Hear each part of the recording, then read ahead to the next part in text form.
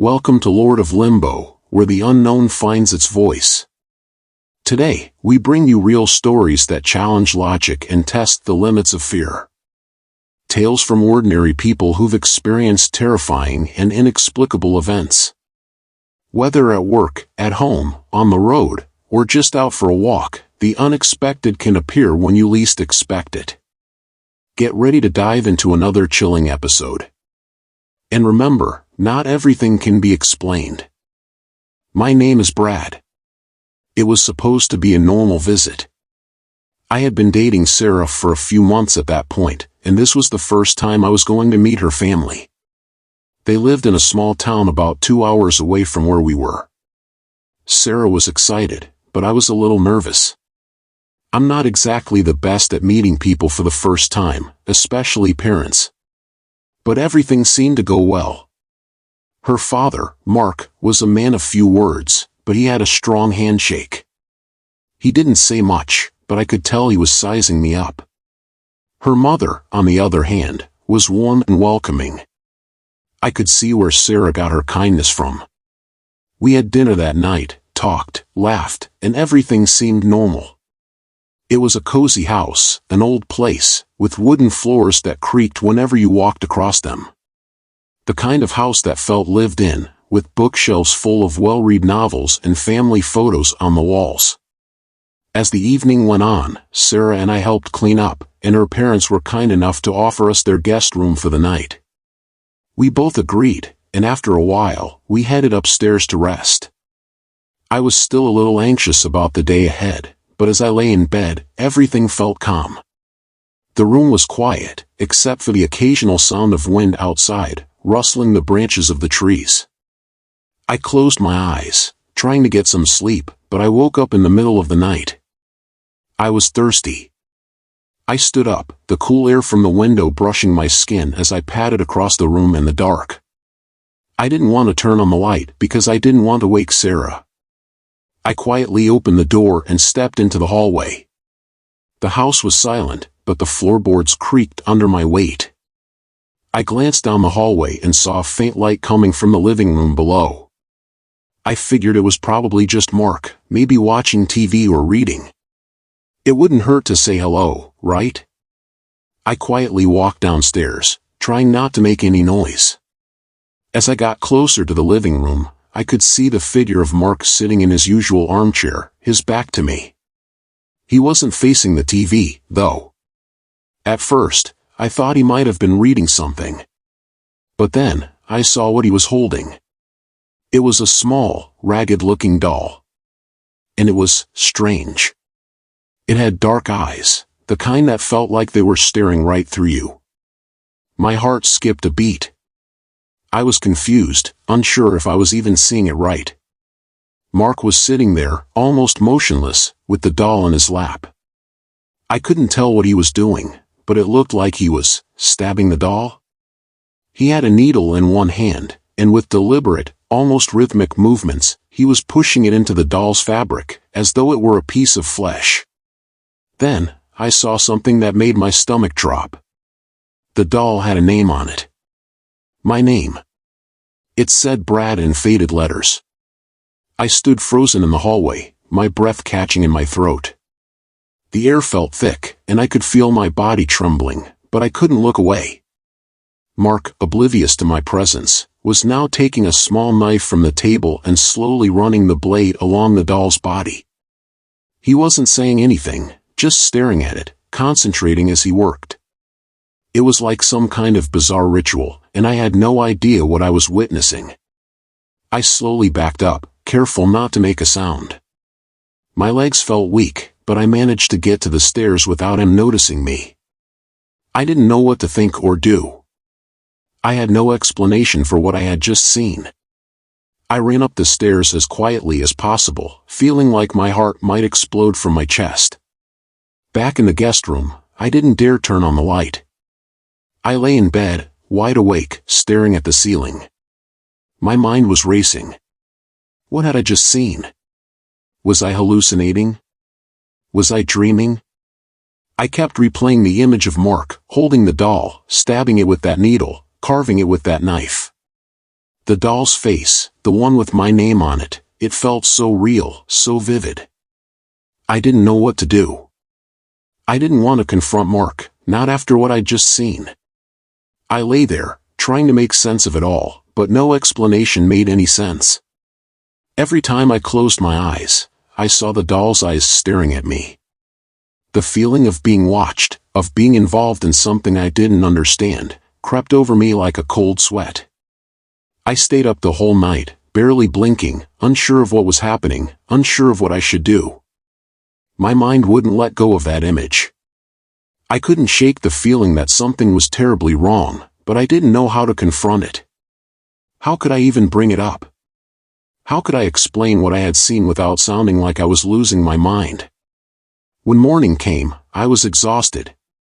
Sarah woke up and I pretended like everything was fine, but inside I was a wreck. We didn't stick around for breakfast.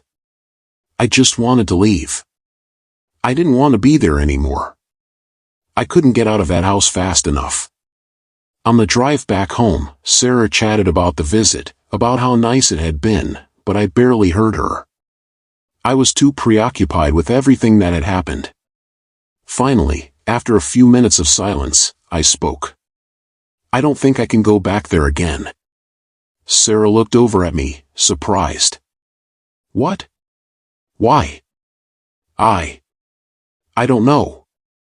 Something's off about that house. I just don't feel right about it. She raised an eyebrow but didn't push it. We spent the rest of the drive in silence. It's been months since then, and I still can't explain what I saw that night. I haven't gone back to Sarah's parents' house, and she hasn't asked me to. I don't think she's aware of the weirdness that I felt that night, but every time I think about it, that image of Mark with the doll, the one with my name on it, flashes back into my mind. It's a feeling I can't shake. I don't know what it meant, and I don't think I want to find out. Story 2. My name is Jacob. It was supposed to be a simple weekend getaway. My girlfriend, Emma, and I had been dating for almost a year, and we were finally visiting her family for the first time. Her parents lived in an old farmhouse out in the countryside, far from the nearest town. Emma had always spoken highly of her childhood there, and I was curious to see the place for myself. The house was tucked into a forest of dense trees, with long gravel roads leading up to it. From the outside, it seemed picturesque, like something straight out of a storybook, with ivy crawling up the stone walls and flowers blooming all around. We arrived on a Friday evening, just in time for dinner. Her parents were warm and welcoming, and they had prepared a meal that I could only describe as hearty. The house itself was as old as Emma had said, with creaking wooden floors and an antique feel to every room. Her father, Richard, had a calm, almost stoic demeanor, while her mother, Louise, was lively and talkative. Emma and I spent the evening chatting with them, and everything seemed normal. Too normal. After dinner, Emma's parents offered us the guest room upstairs. It was a cozy space, with a large, heavy bed and windows that opened out into the dark, sprawling woods. There was a strange stillness in the air, almost as if the house had a secret it wasn't sharing. I didn't think much of it at the time, though. I assumed it was just the quiet of living out in the middle of nowhere. That night, Emma and I went to bed early, both tired from the drive. But I woke up around 3 a.m. I couldn't sleep. The room was cold, and my mind was restless, so I decided to get a glass of water. I quietly slipped out of bed, careful not to wake Emma. The hallway outside our room was dimly lit, with only the soft glow of moonlight filtering through the windows. The house was so still, it almost felt like time had slowed down. As I walked down the hallway, I passed by an old wooden door. It was cracked open, and from the faint light inside, I could make out the shadowy shapes of what seemed like old furniture. There was something about the door, something unsettling, that made me stop for a moment. I shook it off and continued downstairs to the kitchen. I opened the fridge, grabbed a bottle of water, and was about to leave when I heard it. A faint noise, like a soft scraping sound, coming from the direction of the living room. I froze, my heart pounding in my chest. The noise stopped for a second, then started again, slow and deliberate, like someone dragging something across the floor. I told myself it was nothing, just the house settling, the wind outside, maybe a tree branch brushing against the window. But then the noise came again.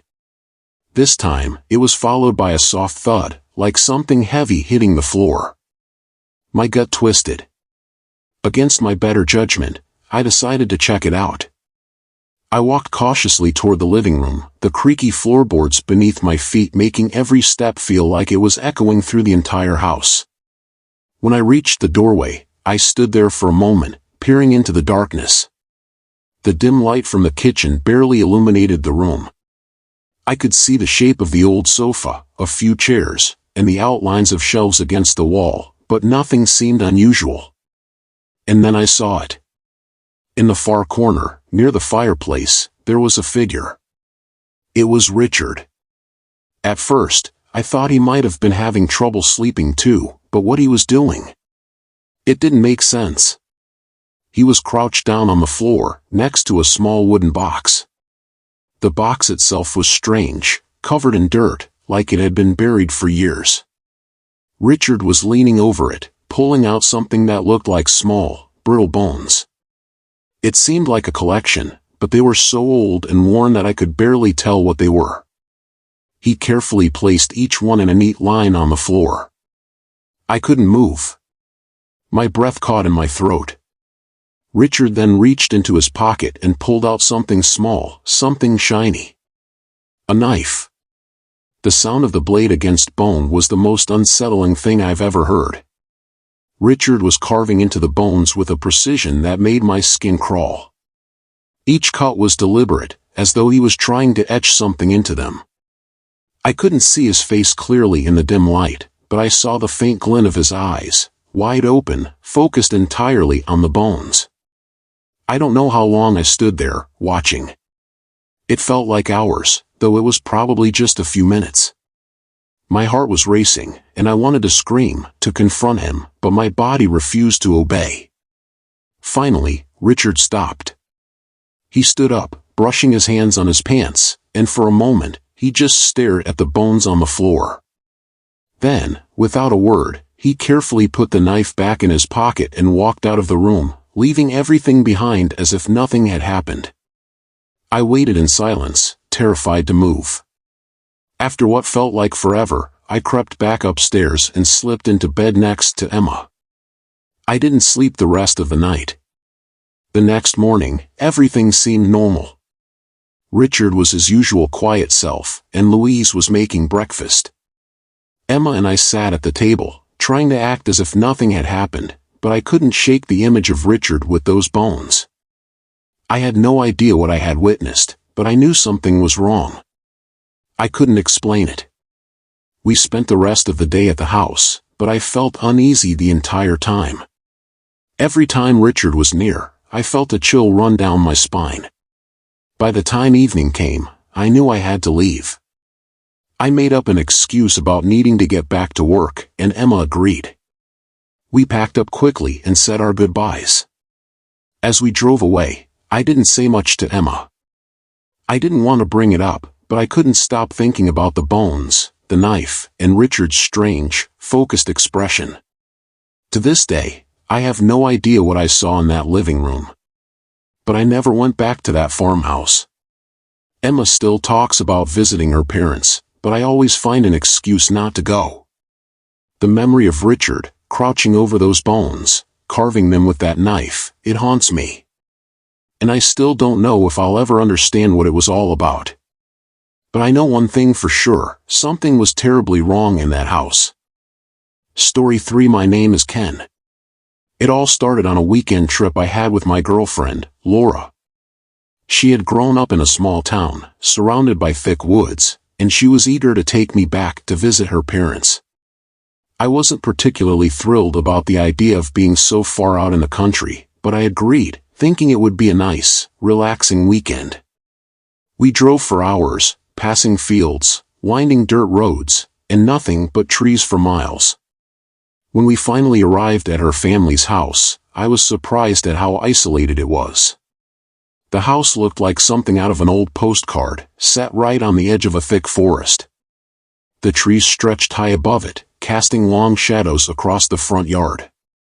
The kind of place where you feel like time stands still. Laura's parents were friendly and welcoming, but I couldn't shake the feeling that something was off about the house. Maybe it was the old photographs on the walls, some of them faded and yellowed with age, or the strange way the house creaked when you moved through it. The air inside had a musty, almost stale quality to it, like it had been locked away from the outside world for too long. But Laura seemed completely at ease, and I pushed my unease to the back of my mind. After a long dinner, we headed up to the guest room that Laura's parents had prepared for us. The room was small and cozy, but the curtains were heavy, blocking any view of the outside. It felt like we were tucked away in the middle of nowhere, isolated from the world. Laura and I talked for a while before we fell asleep, but I had a hard time drifting off. I kept hearing strange noises outside the room, faint whispers, footsteps, but when I listened carefully, there was nothing. Just the wind rustling through the trees. I chalked it up to my imagination, but that uneasy feeling never quite left me. At around 3 a.m., I woke up to a loud bang coming from downstairs. It sounded like something heavy had fallen. My heart raced in my chest, and I sat up in bed, straining to hear. Laura was still asleep beside me, oblivious to the noise. I waited for a few minutes, my eyes fixed on the door, but nothing else happened. I told myself it was probably nothing, just the house settling. But then I heard it again. This time, it was followed by a low, dragging sound. Like someone, or something, was moving something heavy across the floor. I was wide awake now, my mind racing. I couldn't just ignore it. I quietly got out of bed and crept toward the door. The house was silent again, too quiet. I opened the door just a crack, enough to peek down the hallway. The light from the stairwell cast long shadows across the floor, but everything seemed still. Then, I saw it. In the living room, I noticed a faint light coming from the crack beneath the door. Someone was in there. I didn't know who, but I could make out a shadowy figure moving around, shuffling across the floor. My heart skipped a beat. I stood there for a moment, paralyzed with uncertainty. Was it Laura's father?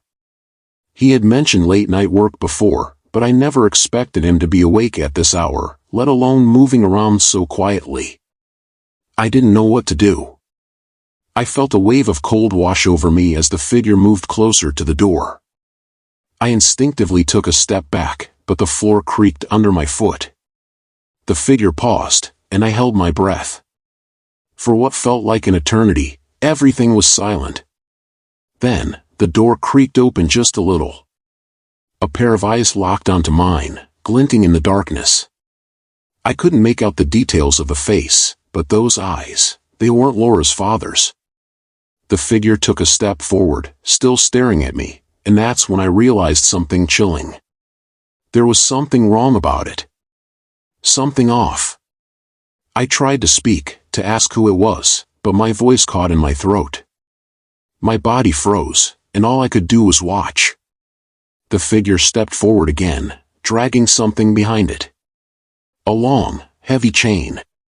It clinked as it scraped across the floor, like an anchor being dragged from the depths of a shipwreck. The room felt colder, the air thick with an eerie silence.